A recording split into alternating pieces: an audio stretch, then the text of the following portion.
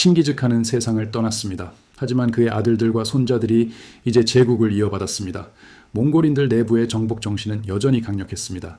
제베와 수부타이의 원정 기간 동안 루스 공국들, 불가르족, 그리고 킵차크족은 큰 시련을 겪었습니다. 이 모든 것은 바투칸 침공의 전조에 불과했습니다. 키예프 함락과 레그니차 전투, 그리고 모이 전투는 동유럽의 수세기 동안 이어질 악몽의 시작이었습니다. 1229년 칭기즈칸이 세상을 떠났습니다. 그의 아들 우구데이가 대칸이 되었습니다. 우구데이는 재능 있는 행정가였습니다. 그는 몽골을 조공 국가에서 조세 기반의 제국으로 변화시켰습니다. 수도 카라코룸의 건설도 명령했습니다. 그는 야사 법전을 발전시키고 역참제를 만들었습니다. 또한 집회를 도입하고 모든 이에게 열린 관리 임용 시험을 만들었습니다. 이와 함께 종교적 관용의 문화를 구현했습니다. 유목통치에서 관료통치로의 이 거대한 전환은 팍스 몽골리카로 불리는 번영의 시대를 열었습니다. 향후 수십 년 동안 몽골의 정복은 세계의 주요 방향으로 진행되었습니다. 이들은 중앙 및 남부 중국, 중앙아시아, 이란, 코카서스, 그리고 중동 지역이었습니다. 세 번째 방향은 오늘날의 러시아와 동유럽이었습니다. 이 세 지역은 종종 분리된 전장이었습니다. 다음 세 편의 영상은 각 방향에 하나씩 집중할 것입니다. 먼저 유럽 침공에 대해 다룰 것입니다. 1235년 몽골 쿠릴타이는 유럽 정복을 위한 대규모 군대 파견을 결정했습니다. 주치의 아들 바투가 지휘하는 13만 명의 군대가 그 지역으로 향했습니다. 1237년까지 볼가 불가리아는 정복되었습니다. 크림반도, 킵차크족, 그리고 알란족의 영토가 그 뒤를 이었습니다. 그해 여름이 끝날 무렵 동항 동쪽의 모든 땅은 몽골의 소유가 되었습니다. 그해 11월 칸은 블라디미르 수즈달에 유리 2세 공궁정에 사절을 보냈습니다. 그는 충성을 요구했습니다. 이 사절단 방문 중에 무슨 일이 있었는지는 명확하지 않습니다. 하지만 1238년 2월 블라디미르 공국의 수도는 몽골군에 의해 파괴되었습니다. 사건의 연대순에는 논란의 여지가 있습니다. 하지만 1238년과 1239년에 많은 루스 공국들이 파괴되었습니다. 그들의 수도는 잿더미가 되었습니다. 몽골군은 루스 세력이 힘을 합치지 못하도록 했습니다. 그들은 빠르게 이동하며 분할 정복 전략을 사용했습니다. 이 원정에서 가장 큰 전투는 시트강 근처에서 벌어졌습니다. 이 전투에서 몽골군이 승리했습니다. 파괴를 피한 유일한 주요 도시들은 노브고로드와 프스코프뿐이었습니다. 이 도시들은 몽골의 권위를 받아들였습니다. 1239년 말 몽골군은 동항 너머로 돌아갔습니다. 바투는 코카소스 정복을 돕기 위해 군대의 일부를 남쪽으로 보내야 했습니다. 뭉케의 군대는 몽골로 소환되었습니다. 따라서 몽골군은 1240년 봄을 현지 부족들로부터 군대를 모집하며 보냈습니다. 같은 하의 여름 몽골군은 공세를 재개했습니다.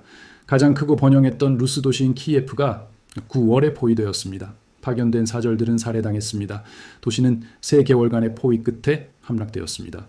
5만 명의 현지인 모두가 학살되었습니다. 루스 공국들이 금장 칸국에 속하게 되자 몽골군은 이제 중앙 유럽을 바라보았습니다. 베네치아인들은 수부타이와의 약속을 이행했습니다. 그들은 몽골군이 상대할 왕국들에 대한 귀중한 정보를 제공했습니다. 이 정보는 수부타이가 유럽 전역에 대한 파괴적인 원정을 계획할 수 있게 해주었습니다. 1240년 12월 몽골군은 폴란드와 헝가리를 공격할 준비를 마쳤습니다. 바투는 폴란드의 고공 헬리크 2세와 헝가리의 벨라 4세 왕에게 여러 명의 전령을 보냈습니다. 이 사절들은 모두 살해당했습니다. 몽골군은 3개의 종대로 중앙 유럽을 침공했습니다. 첫 번째 집단은 카이두와 오르다가 이끄는 2개의 투맨으로 구성되었습니다. 이들은 폴란드의 주위를 분산시키는 임무를 맡았습니다. 바투와 수부타이가 주로 이끄는 두 번째 집단은 3 내지 4 투맨으로 이루어졌습니다. 이들은 베레츠케 고개를 통해 카르파티아 산맥을 넘었습니다. 세 번째 집단은 다뉴브강을 따라 진격했습니다. 1240년 말 첫 번째 부대는 하루에 50마일이라는 놀라운 속도로 폴란드를 향해 진격했습니다. 1241년 2월 13일 그들은 루블린과 산도미에시를 약탈했습니다. 그 후 몽골군은 군대를 나누었습니다. 오르다가 이끄는 절반의 병력은 폴란드 중부로 이동했습니다. 바이다르와 카이두가 이끄는 다른 절반은 남쪽을 휩쓸었습니다. 1240년 2월 말 흐멜니크 전투에서 소규모 부대가 격파되었습니다. 이후 폴란드의 수도 크라쿠프는 버려지고 약탈당한 뒤 불탔습니다. 그 후 몽골군은 실레시아의 중심 도시인 브로츠 앞으로 진격했습니다. 폴란드 귀족들은 군대를 소집할 시간을 벌기 위해 그곳을 무방비 상태로 남겨두었습니다. 도시 포위를 준비하던 중 바이다르와 카이두는 대군이 자신들을 향해 행군하고 있다는 보고를 받았습니다. 그래서 그들은 브로츠와프에서 방향을 돌렸습니다. 이는 보헤미아 대군과 합류하기 전에 폴란드군을 요격하기 위함이었습니다. 두 군대는 4월 9일 레그니차 평원에서 만났습니다. 헬리크 2세가 이끄는 폴란드군은 약 7천에서 8천 명의 병력으로 구성되었습니다. 대부분 폴란드인이었으며 모라비아, 바이엘은 튜턴 기사단의 파견대가 포함되어 있었습니다. 반면 바이다르 휘하의 몽골군은 약 6천 명으로 수적으로 약간 적었습니다. 폴란드군은 중기병, 보병, 그리고 농민들로 구성되었습니다.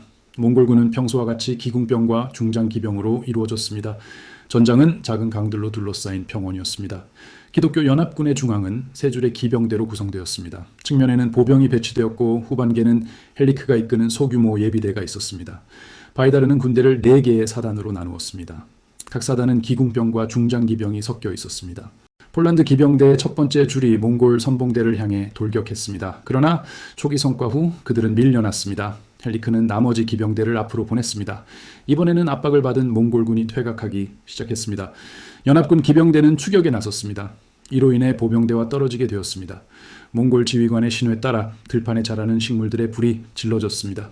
이것은 기독교 군대가 견디기 힘든 짙은 연기와 냄새를 만들어냈습니다. 측면의 보병들은 전장을 명확히 볼 수 없게 되었습니다.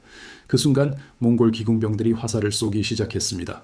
그들은 연기 때문에 방향 감각을 잃고 혼란에 빠진 기병들을 공격했습니다. 기병대는 전멸했습니다. 측면에는 아무런 보호를 받지 못하는 무장하지 않은 농민들만 남게 되었습니다. 지원군이 없는 상태에서 폴란드군의 양 날개는 학살당했습니다. 헬리크는 전장에서 탈출하려 했으나 붙잡혀 살해당했습니다.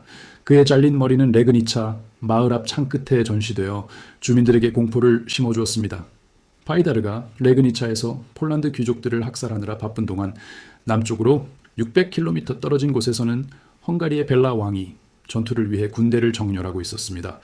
칼카강 전투와 기묘하게 닮은 원정이었습니다. 바투와 수부타이가 이끄는 몽골 주력 부대를 6일 동안 추격한 끝에 벨라 왕은 미끼를 물지 않았습니다. 그는 사요강 근처에 마차로 요새화된 진영을 구축하라고 명령했습니다. 지형은 평탄했지만 강이 범람하여 폭이 200m에 불과한 좁은 다리로만 건널 수 있었습니다. 몽골군은 약 15,000에서 2만 명의 병력을 보유하고 있었습니다. 이는 4만 명에 달하는 헝가리 대군에 비해 수적으로 열세였습니다. 헝가리군 중 약 15,000명은 기병이었습니다. 헝가리군에는 크로아티아, 오스트리아, 그리고 템플 기사단의 파견대가 포함되어 있었습니다. 어둠을 틈타 몽골군이 다리를 건너고 있다는 소식이 들려왔습니다. 헝가리군은 어둠 속에서 7km를 행군했습니다. 그들은 자정에 다리를 덮쳤습니다.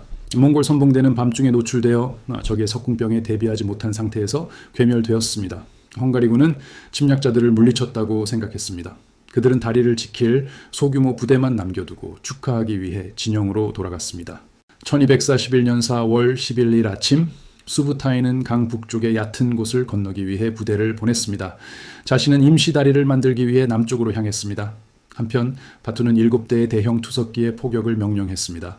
이는 다리를 지키는 석궁병들의 주의를 분산시키기 위함이었습니다. 잠시 시간을 끈 후 북쪽 부대가 다리 수비대의 후방을 기습하여 그들을 패퇴시켰습니다. 헝가리 진영에서는 큰 논쟁이 벌어졌습니다. 왕이 다음 교전을 준비하지 않았다는 비난이 쏟아졌습니다.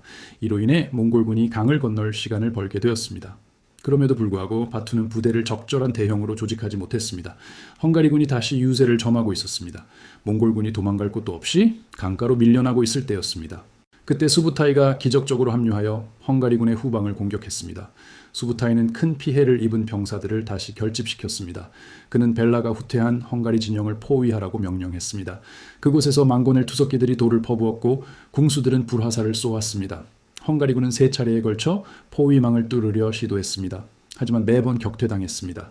다시 한번 몽골군은 헝가리군에게 탈출의 희망을 주기 위해 틈을 남겨두었습니다.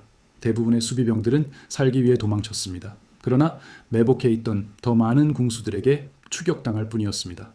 이 속임수는 몽골군이 추가적인 피해를 피할 수 있게 해주었습니다. 그들은 목숨을 걸고 싸우는 적 대신 도망치는 적을 죽였습니다. 헝가리군은 전멸했습니다. 벨라는 무사히 탈출했지만 헝가리의 모든 인구는 수부타이 군대의 자비에 맡겨졌습니다. 이틀 만에 중앙 유럽의 가장 강력한 왕국들이 패배했습니다. 헝가리를 마음대로 휘두르게 된 몽골군은 그들이 가장 잘하는 일인 시골 지역 약탈을 시작했습니다. 그들은 페슈트부터 약탈을 벌였습니다. 헝가리 평원의 정착지 중 절반 이상이 파괴되었습니다. 헝가리는 인구 중 약 50만 명을 잃었다고 전해집니다. 그 후 몽골군은 세르비아와 불가리아를 침공했습니다. 이 땅들은 황폐화되었습니다. 불가리아는 수십 년 동안 몽골의 조공을 바치는 국가가 되어야 했습니다. 상황이 점점 더 악화되자 교황은 반몽골 십자군을 소집했습니다.